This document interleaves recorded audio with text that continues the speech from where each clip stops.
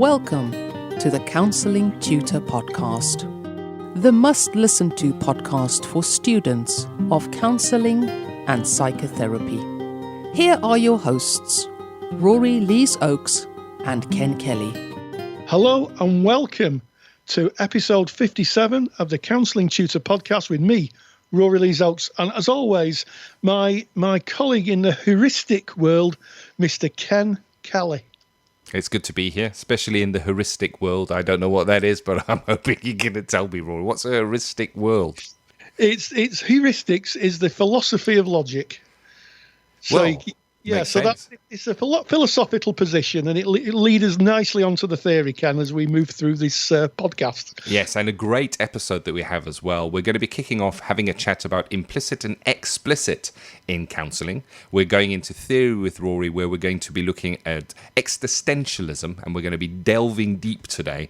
And then we're going to finish off speaking about the person-centred modality and kind of what's that really about, and is there any science that underpins the person-centred modality in counselling. But starting off episode 57 in a logical way. Was it holistic? Well, not holistic. Heuristic. I've got to write these things down, Rory.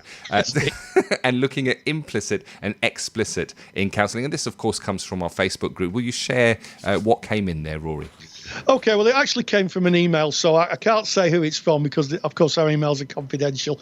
But what we do know is there's an awarding body called CPCAB, a well-known and, by all accounts, very reputable awarding body. And one of the things they ask students for is the difference between implicit and explicit. And the reason they ask is because, like a lot of awarding bodies, there's a course suite. You start at level 2 and you work your way through the levels. And what they're trying to differentiate between this is what you can do as someone who has counselling skills and what a counsellor does. So I'm going to expand on that. Implicit and explicit, and I'm going to kind of expand those words, imply and explain. Okay, so if you're a support worker, as I was for a number of years, your service users would explain what the problem was and you would try to work with them, but you'd use counselling skills. You wouldn't be a counsellor. Yeah, you wouldn't be kind of trying to open a process up and saying, I'm aware that when you tell me your housing benefit hasn't come through, you look sad. Yeah. What you would say is, I'm aware you've told me your housing benefit hasn't come through, so let's see what we could do about it. Because as a helper using counselling skills, that's what you'd be doing. So that's when someone explains something and you're trying to help them. And that fits really neatly into counselling skills. A lot of people take counselling skills courses and then go off and use it in a variety of work: police officers, medics, lawyers, nurses, support workers, hairdressers. I've had all sorts of people through the years who've just gone away with a level 3 and used the skills in their own work setting where they're using the skills to help facilitate another outcome. So that's explicit. It's explicit. Now, implicit is implied. When somebody implies something. So I'll give you an example of that in the therapy room. I'm making this scenario up. Client comes in and says, how are things? And they go, oh, I'm really happy today. I finally left that job and that I really, really hate it. I'm so happy about it. So they're explaining what's going on. But then you notice that they're banging their fist on the chair. So what are they implying? And a therapist would say, I hear that you're saying that you're happy about leaving your job, but I noticed that when you say that, you're banging your fist on the chair. Like it. And what's happening is that you're starting a process off. And that is what you don't do if you're using counselling skills. You don't start a process off because it's unethical to counsel someone, who's come from something else. Someone comes to see Rory about housing benefit, as I used to do when I was a support worker. What could be worse? They talk about housing benefit, and I'm saying, you look sad when you tell me that. And then they tell me the life story. And before long, we started a counselling session when what I'm really employed to do is help try and get their claim sorted out. Yeah. And it's unethical because they're not going to come back again the next week and see me. My job isn't a counsellor. It was a housing advice worker, housing advice officer at the time. So that is explicit. They're explaining something and using your skills to facilitate that. Implicit is where you're starting the process off. And CPCAB show a differentiation in their course structure. So as you move through the courses, you have to show in your criteria what the implicit was. And there's no better way, I don't think, in observing non-verbal communication. Love it. Yeah. Because it's a good way of evidencing. I noticed my clients, it could be a role play if you're doing the criteria on a role play. I noticed my client was looking down when they told me, or they were looking uncomfortable, or they started to cry. That's the implicit. That's when you're working with not what they're saying, but what they're implying. Not what they're explaining, but what they're implying. So there we go. Explicit and implicit. It's almost that music behind the words, isn't it? It's the words explain, but the music behind the words, that is implicit. It implies where the person may be. And as you were explaining it to me, it seems like explicit is active listening, where you can take your skills and actively really show that person that you're really there listening to what they're saying, but you're not looking to dig into any emotion. You're not looking to go any deeper, just to listen to them, really.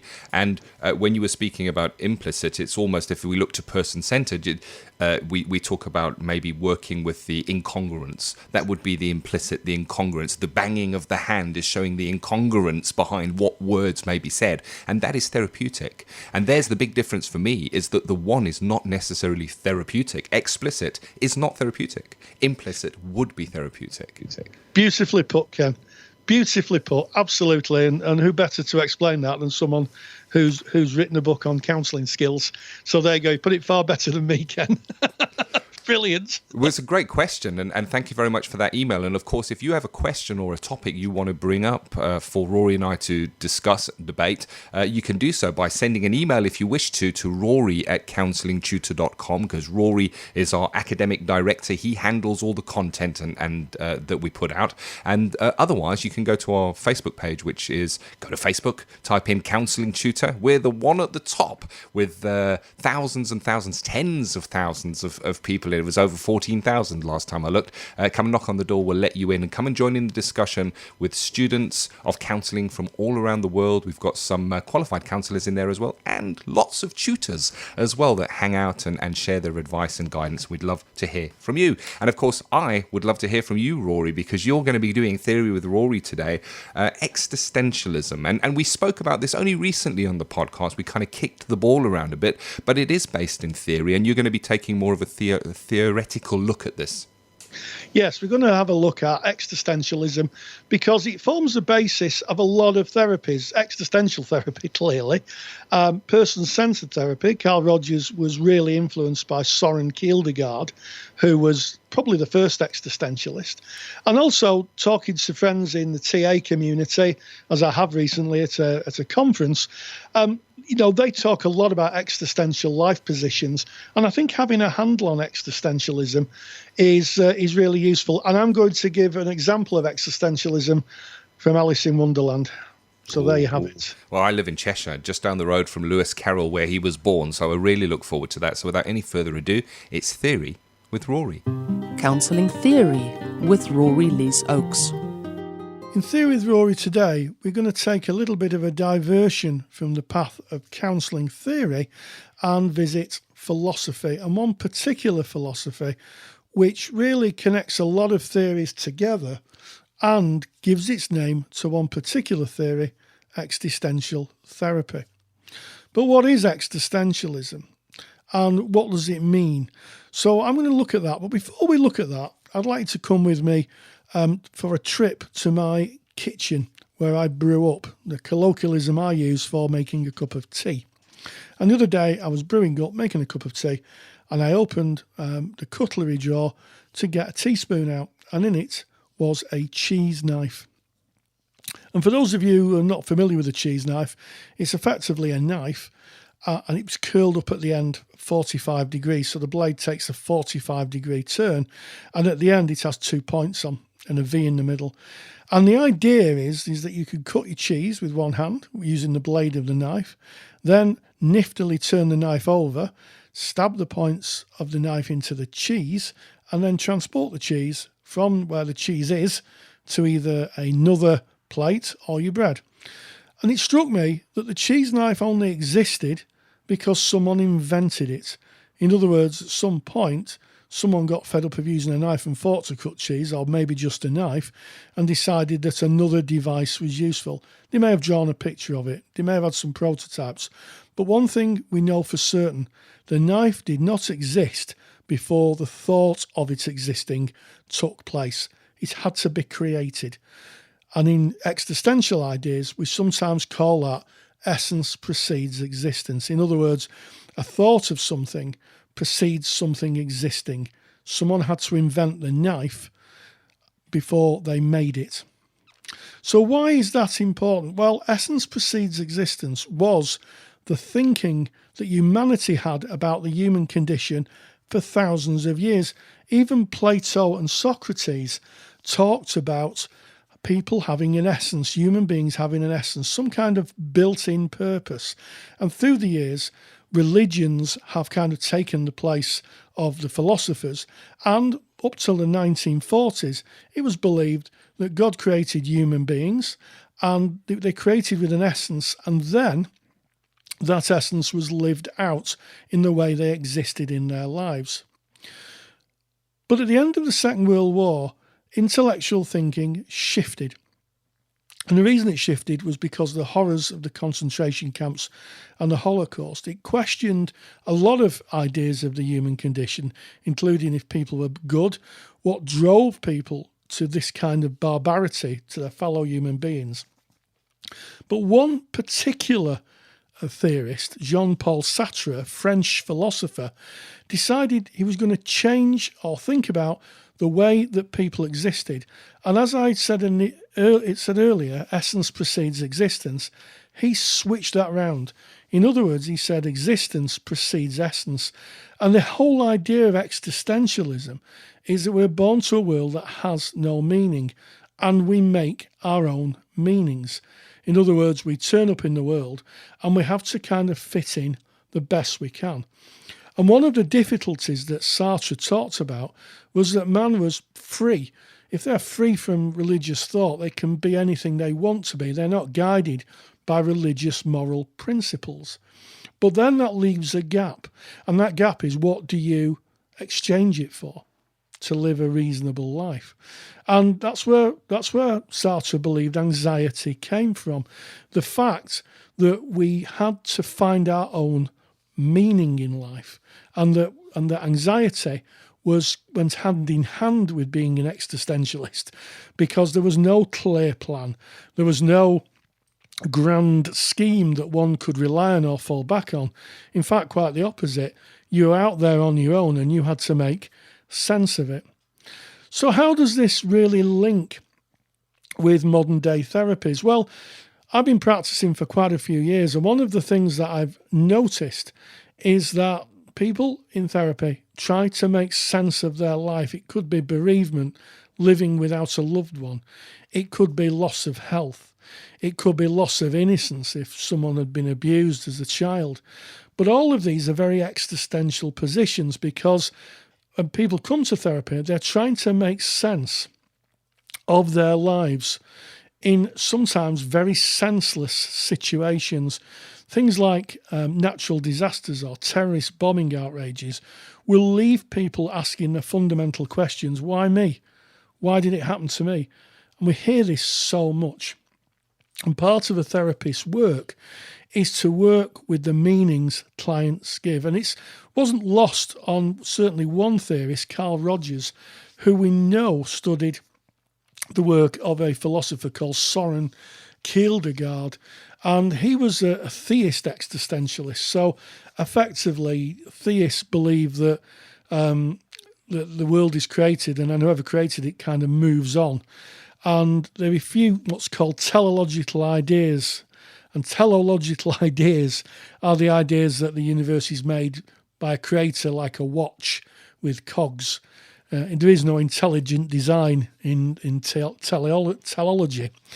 And we know that Rogers took a lot of Kierkegaard's ideas, certainly around anxiety, and built them into the model that would become person-centred therapy. So the next time you work with a client who is asking questions, why is this happening to me? I really don't understand what's happened. Really, they are engaging in existential conversation with themselves. They are trying to make sense of a world that sometimes is senseless. Thank you very much for that, Rory. And being a Cheshire lad myself, that reference to the Cheshire Cat, very much appreciated. Thank you for that. And of course, if you want to get Rory's super handout, you can do that by going to counsellingtutor.com. That is our mother website, and that's 2 L's in counselling, the UK spelling.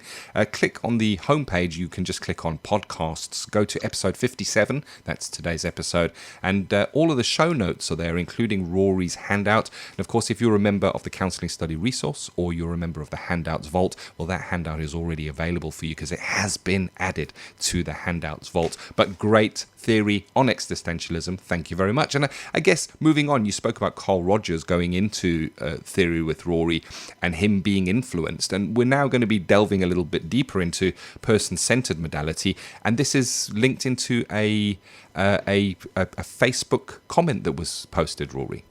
Yes, it was. And we're always grateful to those of you who give us our material for the podcast. And we're grateful today to Paul Keys, who posted, and he says, "Hi, folks. I'm a level 3 student at the moment. Have been listening to the podcast. So hi, Paul. And things. I know I might be too far ahead of myself, but I'm struggling to understand the science behind how the counsellor helps the client in person-centred counselling with just reflections on the core conditions, as ultimately the client helps themselves through self-disclosure and opening up.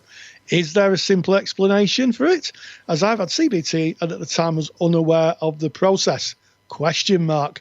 Well, Paul, we're going to try and help you out with this, aren't we, Ken? We are indeed. And it's a familiar territory, I guess, for myself. I work in a person-centred way, so it's like getting into a warm bath for me, Rory. Looking forward to this chat. Yeah, it's a bit of a warm bath with extra bath bombs, yeah. Well, here's the thing, Paul. There is a science behind person-centred therapy.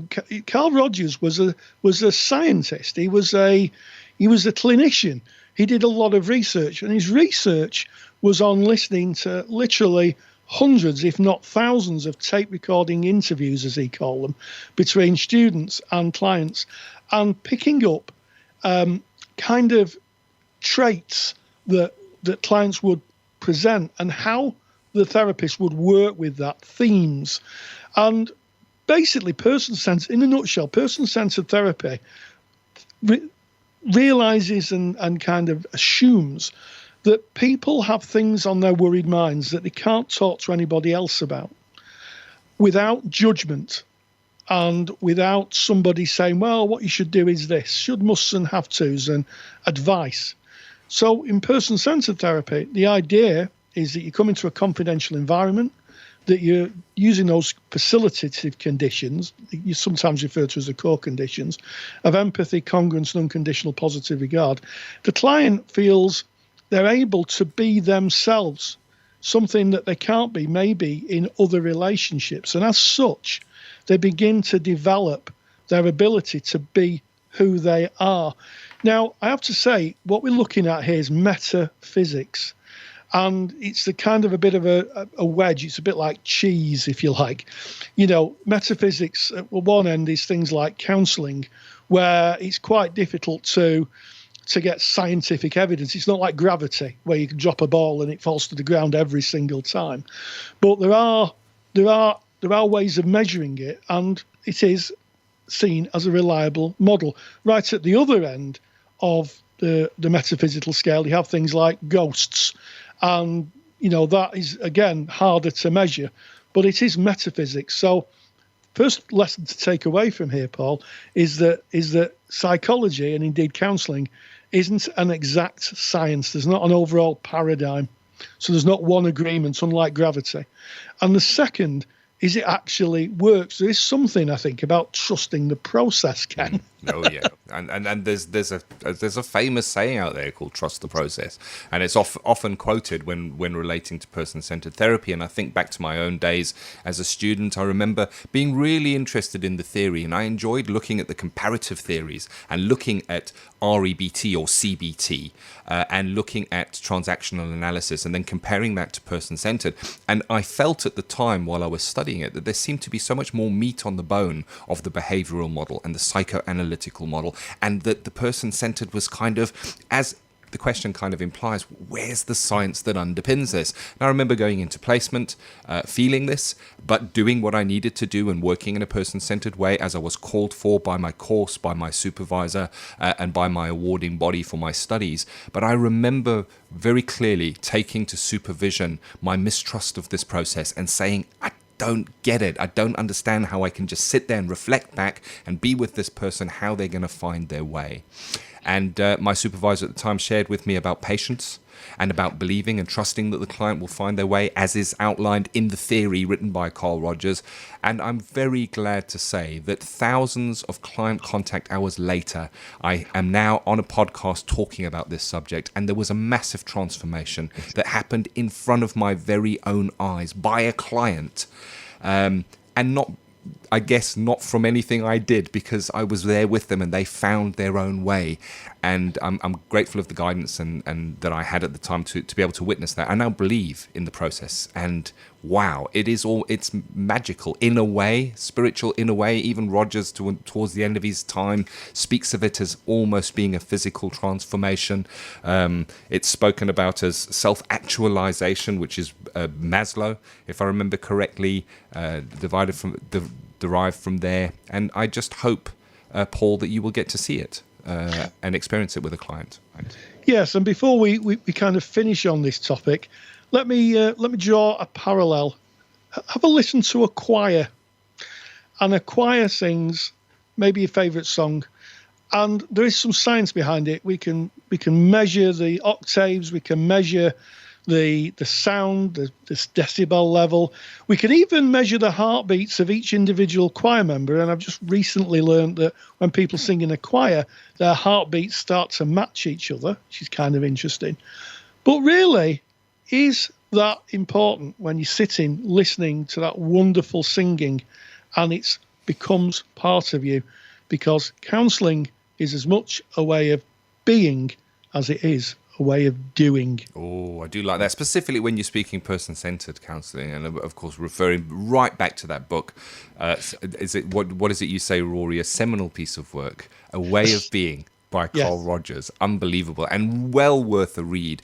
I read Carl Rogers' other works and I found them sometimes difficult to get through, but A Way of Being was just beautiful in all aspects. And, you can't overestimate a threat-free environment. And that's what we bring as person-centred counsellors, is we give a threat-free environment where that client can come and be who they really are. Very often they will have been judged in their life, or at least feel that they're judged. They will be acting to an external locus of evaluation, in other words, living their lives and behaving for the benefit of others, because if I do this, then they're going to think this of me. And with that unconditional positive regard, that takes that away, and they are in a threat-free environment where you can see sometimes in the process the client will put something in that they feel is a bit risky. Will I be accepted if I say this? And they'll throw it in, and they are accepted. And slowly they open up, as Schilling said, like the flower, slowly opening up and showing that inner beauty. But it's about patience, and it's about just being there and letting them go at their pace and not having an expectation, because some clients, maybe it won't be their time to open up and they may leave without. But that's the journey, and that's, I guess, the beauty of person-centered therapy. Absolutely.